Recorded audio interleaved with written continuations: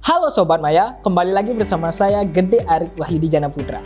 Pada kesempatan kali ini kita akan membahas sebuah topik yang cukup menarik nih. Apa sih itu? Kita akan membahas tentang komunikasi bisnis. Kenapa itu penting? Karena komunikasi yang baik adalah satu kunci untuk mencapai tujuan yang lebih baik. Apa sih itu komunikasi bisnis? Yuk kita bahas satu persatu.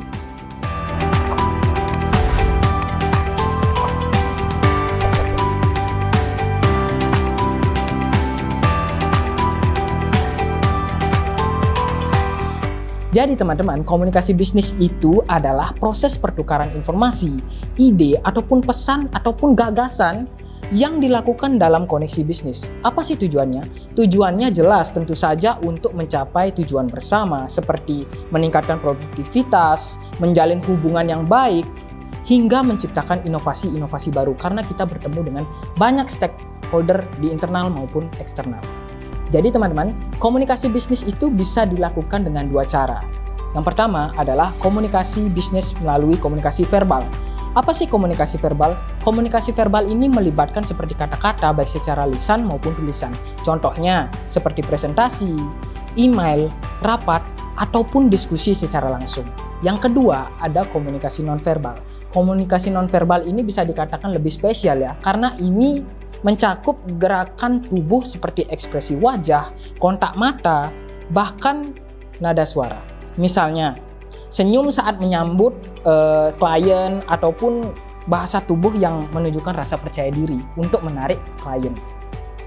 Baik verbal maupun nonverbal, keduanya harus selaras agar pesan yang tersampaikan jelas. Nah teman-teman, dalam komunikasi bisnis tidak cukup hanya berbicara ataupun menyampaikan pesan.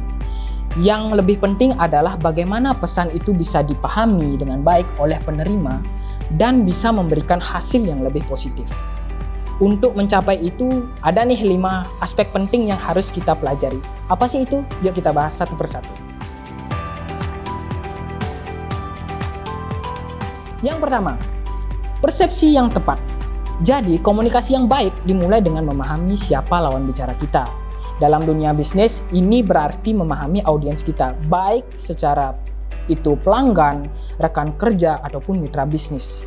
Contohnya nih, ketika berkomunikasi dengan pelanggan, kita harus tahu apa kebutuhan mereka dan bagaimana cara mereka bisa menerima informasi yang kita berikan.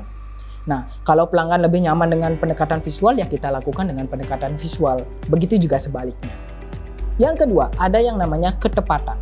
Ketepatan ini berarti informasi yang kita sampaikan harus jelas. Nah, akurat juga dan tidak bertele-tele. Jangan sampai pesan kita itu bisa membingungkan penerima karena kurang spesifik ataupun terlalu rumit. Jadi bisa memberikan sedikit pesan-pesan atau insight-insight yang menarik untuk menarik pelanggan. Misalnya nih, saat memberikan instruksi kerja kepada tim, gunakan kalimat yang sederhana, langsung pada tujuannya, dan sertakan detail penting seperti tenggat waktu ataupun standar kualitas. Ketepatan juga mencakup penggunaan media komunikasi yang sesuai. Apakah lebih efektif lewat email, telepon, ataupun pertemuan langsung. Tergantung nanti situasi kalian yang menentukan. Yang ketiga, ada yang namanya kredibilitas. Kredibilitas ini dalam komunikasi bisnis, kepercayaan adalah segalanya. Kalau orang lain tidak percaya pada kita, maka sebaik apapun pesan yang kita sampaikan, itu tidak ada gunanya teman-teman. Jadi kredibilitas itu bisa dibangun dengan beberapa cara. Yang pertama ada tunjukkan keahlian. Misalnya, saat presentasi, dukung argumen-argumen dengan data-data yang spesifik. Yang kedua, ada konsisten. Pastikan kita selalu menepati janji. Intinya konsisten ya teman-teman. Dan yang terakhir ada sikap jujur. Jangan pernah memberikan informasi-informasi yang menyesatkan ya teman-teman. Dan karena sekali kepercayaan itu hilang, sulit untuk mengembalikannya. Jadi harus membangun kepercayaan dan bersikap jujur. Yang keempat ada pengendalian.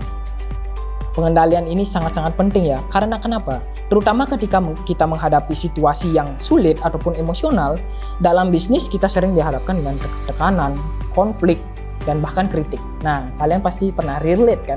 Ataupun kalian misalnya dalam organisasi ataupun dunia bisnis, mungkin kalian akan pernah mendapatkan hal-hal seperti itu, seperti perdebatan internal maupun eksternal. Jadi ini adalah salah satunya, yaitu pengendalian emosi yang harus kita kendalikan agar semua bisnis itu yang kita jalankan berjalan dengan baik. Yang terakhir ada yang namanya keharmonisan. Keharmonisan ini adalah kunci. Yang terakhir adalah hasil evaluasi dari apa pengendalian yang kita lakukan. Jadi komunikasi yang efektif harus menciptakan suasana yang nyaman dan mendukung. Penting untuk membangun hubungan jangka panjang baik dengan tim internal maupun eksternal, seperti klien ataupun mitra kerja. Cara menciptakan keharmonisan bisa dengan menunjukkan rasa hormat, mendengarkan secara aktif, dan menghindari penggunaan kata-kata yang kurang baik.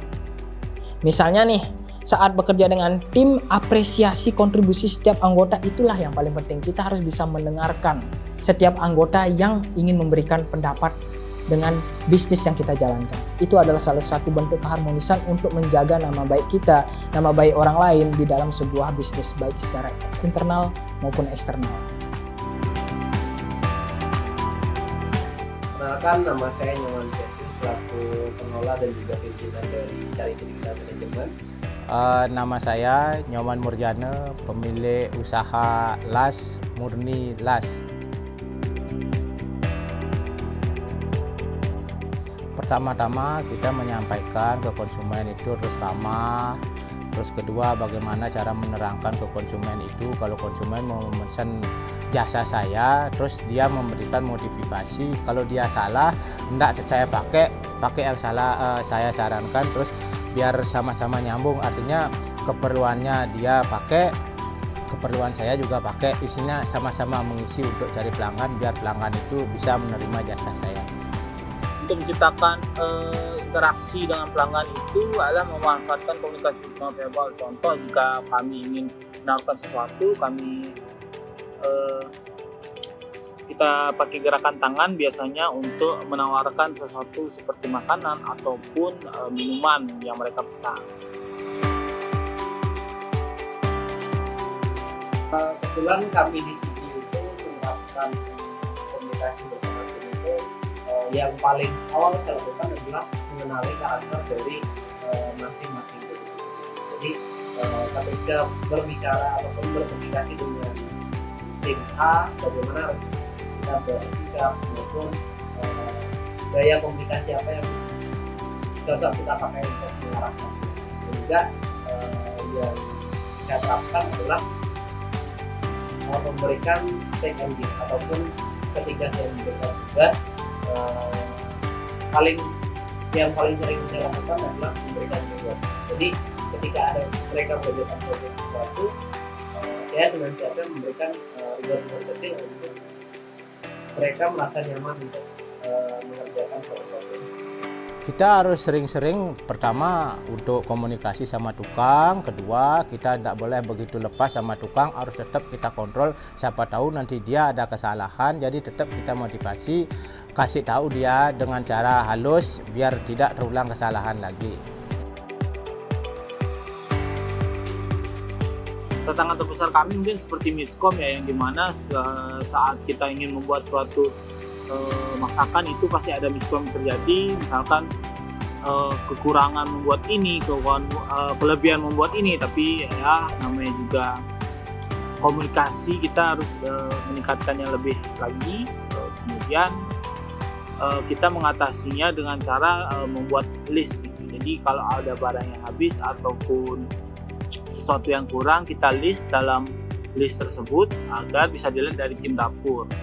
Pertama harus jaga kualitas. Dari awal saya itu mencari konsumen itu memang sih agak susah, karena orang itu belum percaya sama saya. Terus kalau sudah percaya sama saya, mungkin dia udah puas, gambar udah sesuai, ketebalan ukuran besi bahan udah sesuai, nanti otomatis dia punya teman atau keluarga, sanak saudara, kalau mau bikin apapun untuk yang saya kerjakan pasti jasa saya dipakai. Itu aja sih.